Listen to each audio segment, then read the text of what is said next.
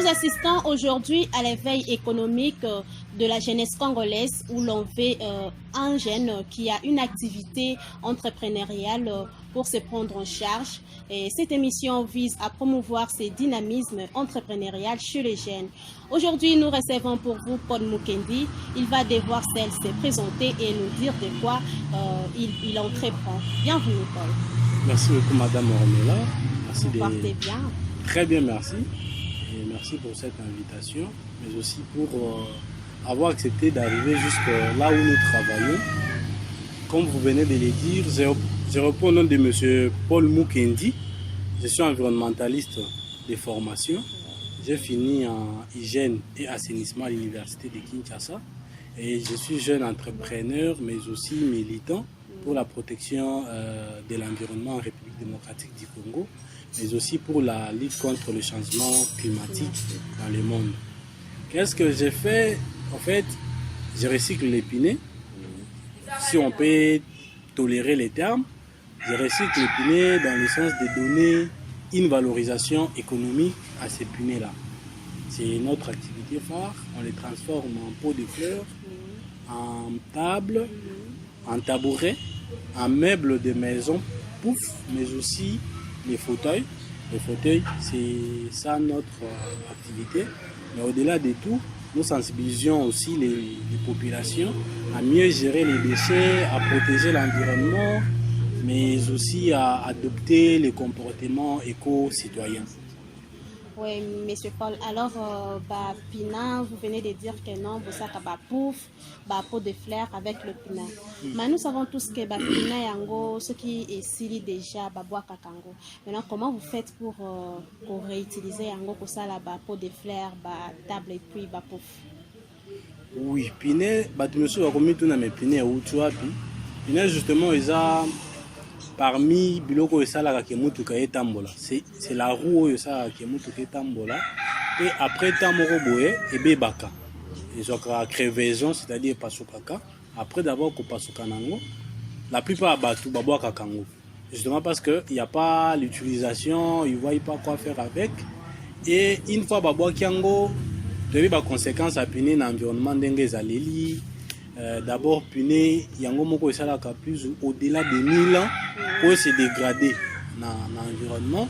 Déjà, c'est une pollution, une grande pollution pour l'environnement, mais aussi ceux qui batumbi yango, ndenge tomona peut-être na ba manifestation misusu, batu pune batumbi yango, ils allaient contribuer à changement climatique parce que gaz oyo makawana etondi ba gaz à effet de serre, ba CO2, ba CH4 na bagaz misusu oyo esalaka ke atmosphère na biso ezala penza pollué pe to yeba kozala ba problème ya changement climatique.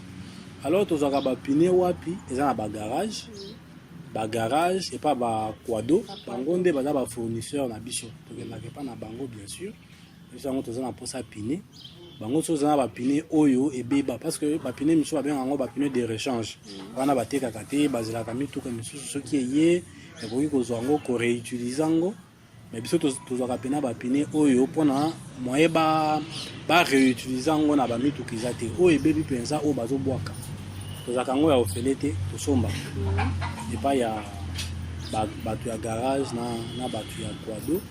Eza na ndenge mosusu tokoki koloba circuit financier mosusu tozali kocreye parce que tozosomba yango oyo moto abwaki na ye omoni pine ebebi obwaki mais biso toyebisi te père kobwaka yango te kotumba yango pe te pesa biso yango biso tozali kopesa yango ntina na yango nde tozozwa bapine wana totravaille yango topesi yango forme selo eloko tozolinga soki toza na posa.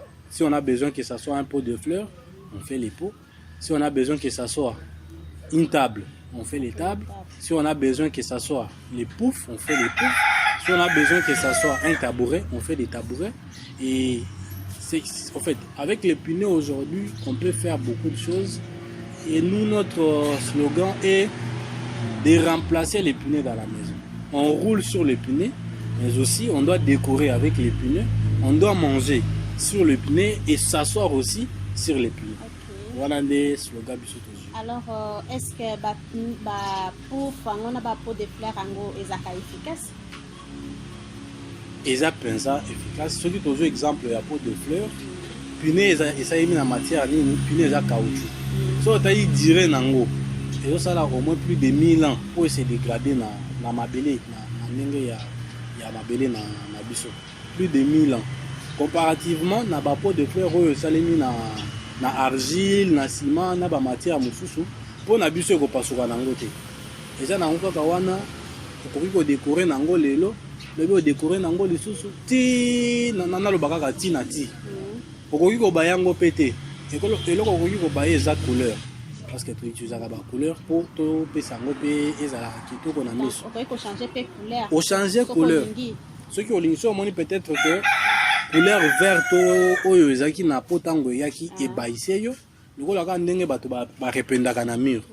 Comme on change aussi la couleur au mur, tu peux aussi décider pour dire bon, pour nanga pe ya fleur oyo couleur oyo umeli. O tie couleur yo moko na ndako na yo, o changer ngo pe o chango. Donc okoki ko décorer nango lolenge nyonso to yo lingi. Est-ce que vous avez déjà na batu o pe bayaka ko somba ou soit ba o ba commandaka non Paul memela biso pour de fleurs boye memela biso pour toza nango besoin. Est-ce que vraiment aux penza ba pe bayaka penza vraiment ko commander? En tout cas pour na koloba bosolo toza na ba client. Parce que pour eloko nyonso tozali ko sala, il faut qu'on se créer réseau ya ba consommateurs. Les clients na biso eza population, eza ba ménage, eza batu o balula kitoko, les gens qui aiment que chez eux ressortent un peu de la propriété. Ce sont eux là nos clients. Et ils viennent, ils nous disent ce qu'ils veulent et nous on s'adapte à leurs critères. Vous pouvez venir, vous nous dites voilà moi j'ai besoin de telle dimension de peau, telle couleur de peau et puis on va façonner ça pour toi et puis on met la couleur selon ce que tu veux. Si même tu veux les dessins, tout ça, on s'adapte, on met les dessins, on te fournit. En tout cas, on a nos clients. Tout à l'heure, s'il était possible, vous pouvez faire un tour par ici, par là. Mais il n'y a pas que les ménages qui sont nos clients, mais il y a aussi les marchés publics. Parce qu'on a des formes de marchés, les marchés particuliers ou bien privés, des ménages, mais aussi les marchés publics. Les marchés publics consistent vraiment à aménager les voies publiques. Ce que Otali Penza na ville à Kinshasa, en tout cas bazolo ba Kinshasa, ils ont salité makasi. Bato bazolo bango. Mais on ne peut pas croiser les bras. Toute la ville au Yabiso, ils ont toujours salité bongo. Chacun de nous doit contribuer. Mais par rapport à ça, on doit assimiler l'assainissement du milieu à la gestion des déchets. On récupère les pinets, on les transforme en pots de fleurs et on aménage les voies publiques telles que les boulevards, les grandes artères et on décore ça avec les pinets. Nous avons déjà eu à faire cela sur des avenues. Il y a d'abord premièrement chez nous ici sur des Princes, notre avenue ici à Pigeon, on a eu à décorer avec les pots de fleurs. Mais aussi justement si vous avez l'habitude de passer au ministère de l'Environnement, donc on a que du banda au ministère de l'Environnement là, on a un peu aménagé avec aussi les pots de fleurs dans les allées là. Et c'est justement pour montrer que on doit assimiler les deux. On assainit l'environnement, on gère les déchets, on embellit la vie. Alors, dites-nous un peu, idée wana ya kosala ba pot de fleurs, ba table na ba pina. Aujourd'hui yango akotangeli nango classe, ou soit aujourd'hui yango formation, soit ozali ko assister mutu moko azali kosala ngo nde ozwi idée wana comment? D'abord, premièrement, il faut dire que comme Tobanda Gotang en environnement, on devrait réfléchir à tout ce qui nous environne comme problème. Et une fois que tu as un problème, tu vas comment couper ça yango solution.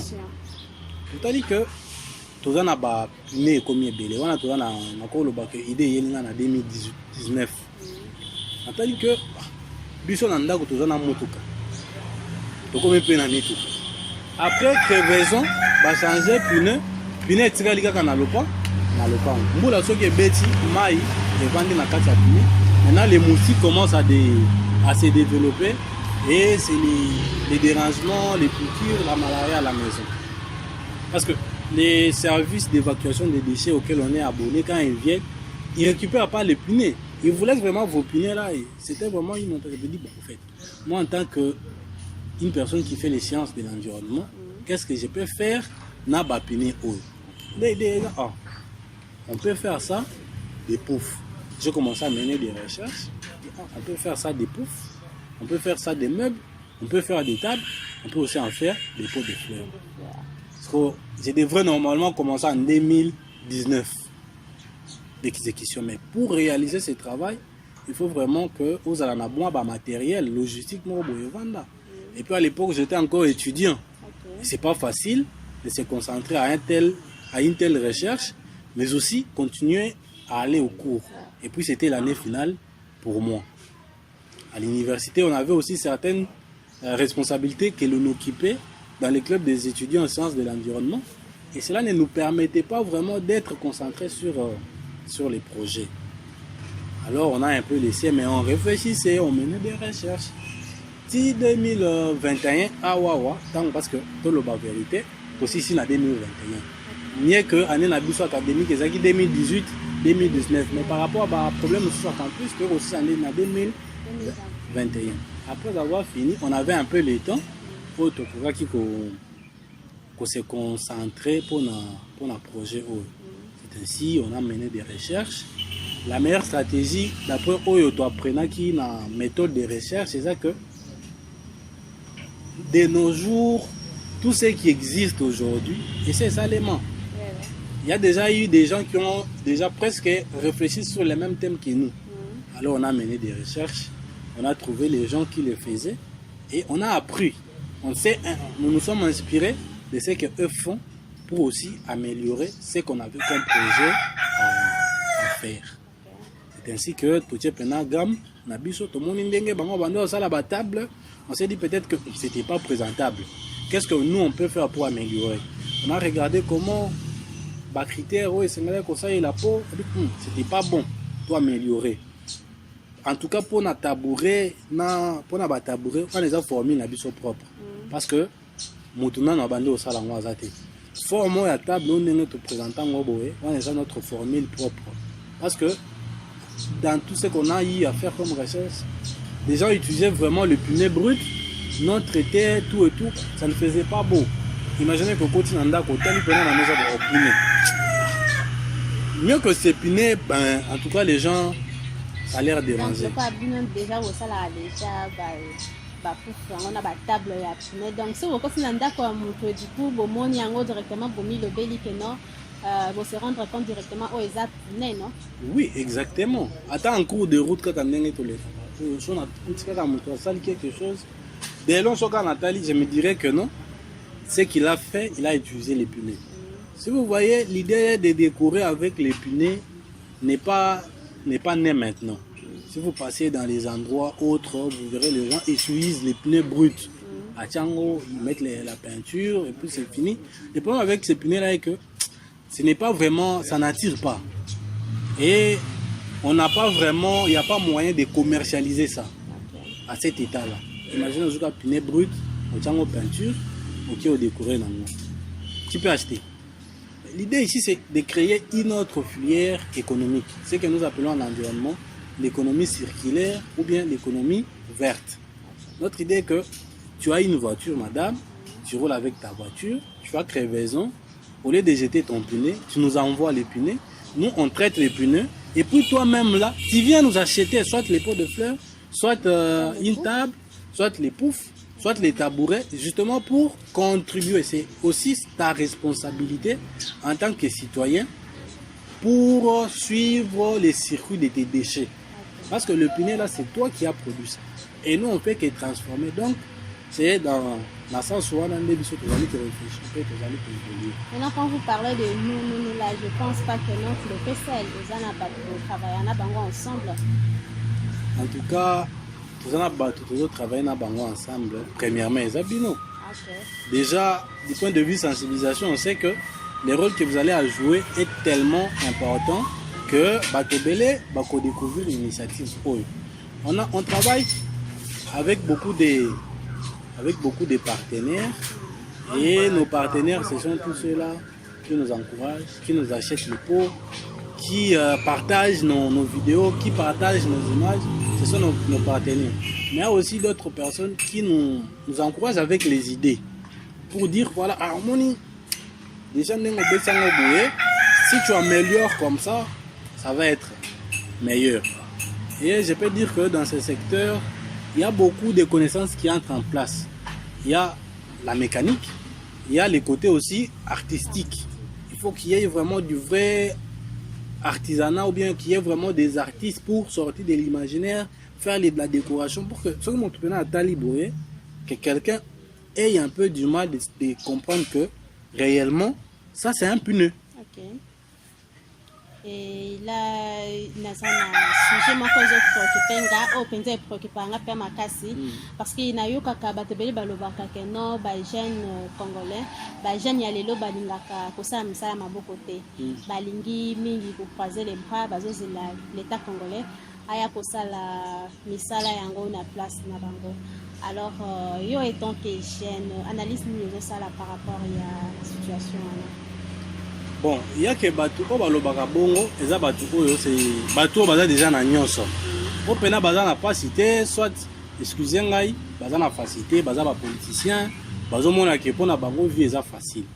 Ngai na koyebi biso que ba jeune congolais bazo travailler mingi. Pe bazali ko réfléchir makasi pona ne fiske ko créer quelque chose pona développer ya mboka. Problème ezali ko se situer au niveau des soutiens et au niveau des financements. C'est un peu ça. Ba autorité bazali ko aider ba jeune te basa nini ba ko s'épanouir. Ba autorité bazali ko utiliser des ba jeune pour bango ba ko démarrer na politique et puis bazo faire croire na ba jeune que et si ka opportunité ezali bien et si ka penza vie ezali kitoko eza na politique. Mais je peux vous dire que ba jeune ebele bazali ko réfléchir, ba jeune ebele bazana ba projet. Mais eux ezali kozanga bango ezali moyen. Quand moko na auto yebisa yo que je devrais normalement commencer en 2019. Mais moyen ezate. Vous comprenez madame? Okay. Tu n'as pas les moyens, ozo réfléchir, ozo déjà na solution ngo wana kina ko sala bon, mais ozo na moyen parce que faut ça na logistique. Au-delà il y a logistique, il faut ça na ba moyen où ezali ko permettre que bureau au-delà ya ba bureau oza na espace où peut-être on va exposer ba produit na yo oza la côté na moi machine na yo pour nous permettre yo au communiquer tout et tout mais ba moyen nyonso wana ozo se retrouver que oza na ngote malgré ba idée oza na ngo etikalika ba idée coucher sur papier. C'est là où raisonnement ya mi balé ezali yela ki biso pona koloba ke comment partir du zéro pona ko réaliser idée na biso. Mais eza facilité pona ko kinde bongo. Ceux qui ont sondé pendant la jeunesse à l'élo, on comprend que les jeunes bazo la laté. Bazali ko se débrouiller malgré bango, mais puisque ya côté kata. Oyo wana na balobaka, ce qui confirme une règle, c'est l'exception. L'exception ezali kozangate. Et puis ba o bazo kende koyiba wana ezani. C'est avant di pena boé a kanisi amon pena ke pona ye choix ezali sous-souté. Alobi kete ngana kine nanga kosa nini koyiba lolenge kani bango bazali kodondwa ngana zoke nde amoni yo na nzela na chombo na yo abotoli yo pona ye yonde oza la base ya malheur na ye. Mais on est inconscient, il faut pas éduquer bango ko sensibiliser bango. Mais idée ya malamu ou bien lolenge ya malamu ya ko sensibiliser bango eza ko apporter les bango soutien na ba projet phare ko former bango pe na technique. Donc la biso pe ndenge toza boye ba projet na biso eza que idée oyo ezala répandu ba jeune ebele bazala former ba yeba musala oyo pour que ba pune yeba kozala et diminuer na environnement na biso. Et puis économie pe ko sa nini ekomata ba jeune pe ba ko s'améliorer du point de vue économique. Alors, monsieur Paul, le cas ça soit difficulté ni au JP au Zoaka, banda ko ça musala pas difficulté madame Ezebele, déjà le fait n'est pas avoir toute une logistique qui nous permet de bien travailler. Ça c'est notre première difficulté.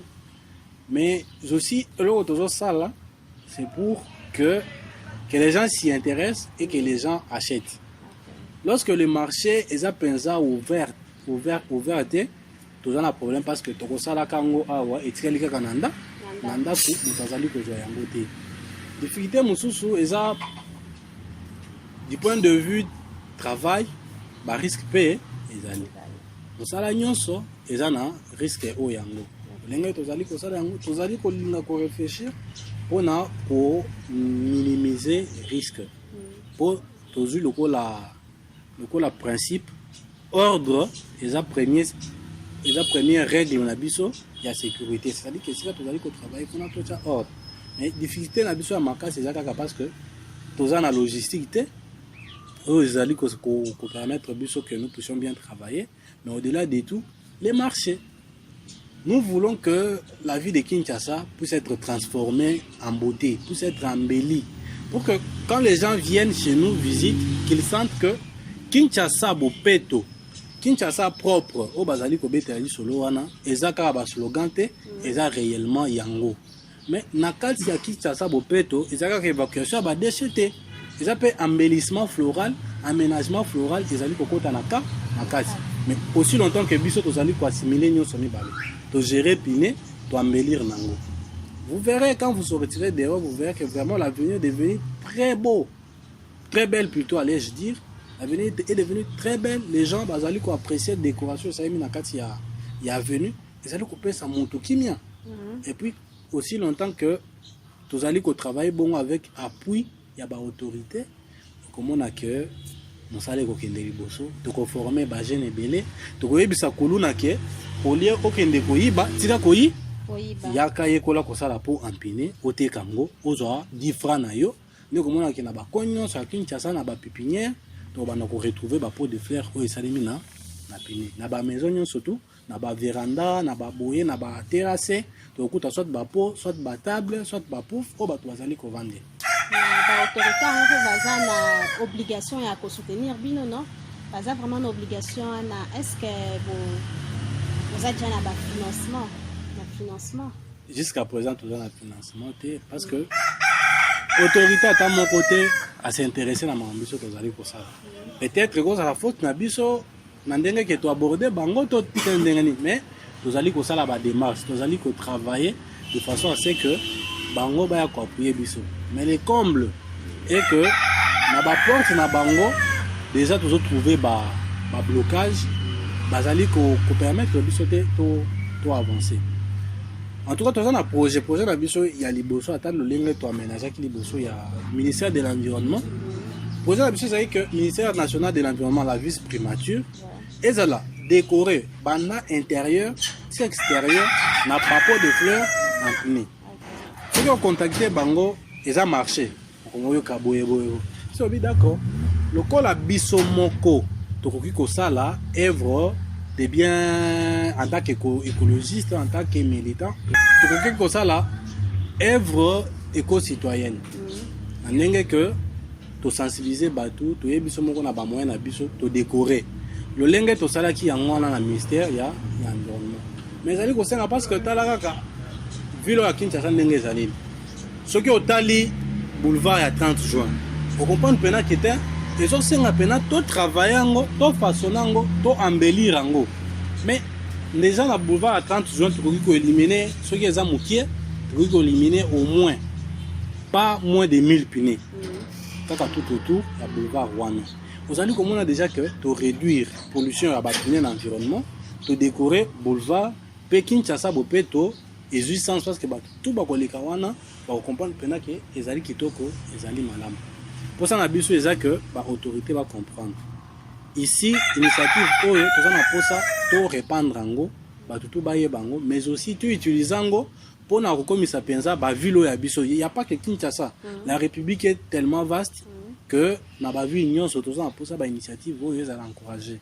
Au lieu ko utiliser pot de fleurs oyo salemi na ba argile oyo salemi na basima na babilo mosusu wana ezali penza ko contribuer na assainissement environnemental tout ça là ba pot de fleurs oyo esalemi na ba pine parce que biso moko on a la facilité de rouler sur les voitures et nos propres voitures polluent l'environnement avec les pneus. Justement, on doit être courageux pour accepter. Oui, Est-ce que vous aussi beaucoup déjà projet en le ministère de l'environnement pour le biba autorité nanu ba s'intéresser ou soit bino non bo intéressé ba autorité. Est-ce que vous aussi beaucoup de projets en le ministère de l'environnement pour que ba comprendre exactement au niveau ça là? Wanande ekoki kozala oyo ya biso peut-être faiblesse, mais na ministère ya environnement national toza pena na ba contact parce que mamuto ça lango na ndenge na biso mon côté. Selon règle et lobami pona assainissement selon la loi, ce n'est pas au ministère national d'assainir la ville. L'assainissement des villes, la gestion de l'environnement ou bien l'évacuation des déchets, l'embellissement et autres, cette charge-là revient aux provinces. Et au niveau provincial, c'est chaque commune qui est responsable de la gestion des déchets dans son territoire ou bien sur sa surface. Okay. Et donc, Tozande Wana, avec les chefs du quartier, avec Brokumesque, avec le coordonnateur Yakin Bopeto, avec Yemokoya Gentini Ngobila, pour que fin d'année paye en goy. Pour que, vu de Kinshasa et Bakozala, Kitoko. Mais c'est très compliqué. Tango nga na telefone nga na numéro ya Gentini Ngobila te. Na kosala mulongo boni pona kutana na ye ou bien projet na nga ekoumela lolenge kani na réception pour que e ba kokutana na bango. Alors monsieur Paul na batu nyonso bazolanda biso oyo ba yoki onyoso yo lobi pour que ba joindre yo ba ko sala comment? Pona ko joindre biso c'est très facile. Nazo travaille comme jeune entrepreneur. Mais avec une entreprise. Notre entreprise a comme dénomination Homo Vert. Comme pour dire homme vert. Parce qu'on dit toujours Homo economus. Mais biso tozali koloba Homo Vert dans la façon il y a comme bateau, le changement de mentalité na bango. Alors déjà Homo Vert, nous sommes sur Facebook, nous avons notre page. Déjà les gens peuvent aller sur notre page Homo Vert Congo, aimer la page, mais aussi voir nos produits parce que ils sont toujours là-bas publiés. À part Facebook, Batokoki Kozobi son numéro 081 56 60 804. La bandeli pour Batobayo Kabien 081 56 60 804. On a des numéros na biso pesa numéro na biso WhatsApp. Ce que comme les biso message, au bengi biso, vous en a posé à pot de fleurs empinées, vous en a posé à tabouret, vous en a posé à table, vous en a posé à pouf, meubles de maison. Okay. On va vous livrer. Et livraison est ça vraiment à domicile. C'est gratuit ou payant? Bon, tout ça on a bandeli promotionnellement, c'est gratuit. Yo, nous on va nous débrouiller pour t'amener tes pots selon ta demande, ta commande et tes préférences en couleur. Ok. Ce qui peut au lingito décorrélé yo, toi aménager les yo, on fait aménagement. Ça demande l'argent. On a commis service mususu, mais tu ko sowana client na biso. OK. Mais pour na étaler aménagement public, tout ça pensant na pour ça que to contribuer pe na marché wana. L'aménagement public dans la République démocratique du Congo. Alors, tout ce qu'on n'a pas eu à saisir comme autorité, comme personnalité, mais qui, par votre biais, par l'émission Jeunes Entrepreneurs de RTEC Tropicana, ont suivi cette émission, vous pouvez vous contacter, on a même numéro, atteindre biso. Sinon, notre adresse est en simple. Nous avons Mbiza Pigeon, avenue Congo Yassika, numéro 26. Et si atelier na biso momentanément eza yango wana. OK.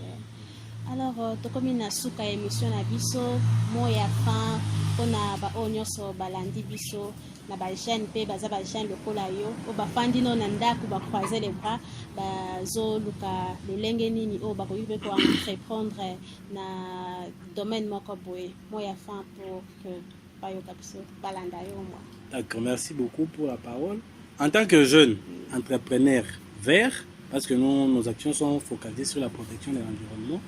Premièrement, nous allons combien la population d'une manière générale à prendre conscience de la question de la protection de l'environnement. L'environnement est ça pour la biso nyonso, est ça bien commun à biso, nous avons intérêt à protéger. Pour tous ceux qui roulent avec les voitures, ils doivent comprendre qu'à un certain niveau, ils ont des ils ont des crevaisons et cela amène à sorte que l'air pinné soit rejeté. Pour nous qui sommes des écologistes, qui sont des environnementalistes, cette pollution-là nuit à l'environnement parce que l'environnement en soi n'a pas la capacité de gérer les pinés. Qu'ils aient ce courage-là de nous offrir l'air piné et de revenir vers nous pour réacheter l'air piné en pot de fleurs, en table, en tabouret, en pouf, quoi que ce soit, selon nos produits. Mais Nabajan peut aussi prendre conscience. Les longs mondes des alliés évolué. Et le concept le plus utilisé, c'est la protection de l'environnement. Donc, secteur Rwanda est un pensa prometteur. Ce qui est déjà, chaque jeune a réfléchir pour trouver une solution à un problème quelconque. Déjà, il est très, très avantageux pour Namboka Nabiso, mais aussi pour l'économie verte. Et nous aurions à contribuer d'une manière écologique. Et on parlera de la croissance verte en République démocratique du Congo. Mesdames, Messieurs, nous voici arrivés à la fin de notre numéro d'aujourd'hui. Prochain numéro, nous allons recevoir pour vous notre invité spécial avec qui nous parlerons du fonds de promotion de l'entrepreneuriat et d'autres traîneaux de financement pour promouvoir l'entrepreneuriat des jeunes. Et quant à moi, je dis merci beaucoup à Christian Sono qui était derrière la caméra et à Spartunga au montage et à la régie finale, à Jean Bassaï et Cédric Lissumbu. Et retrouvons-nous au prochain numéro. Au revoir.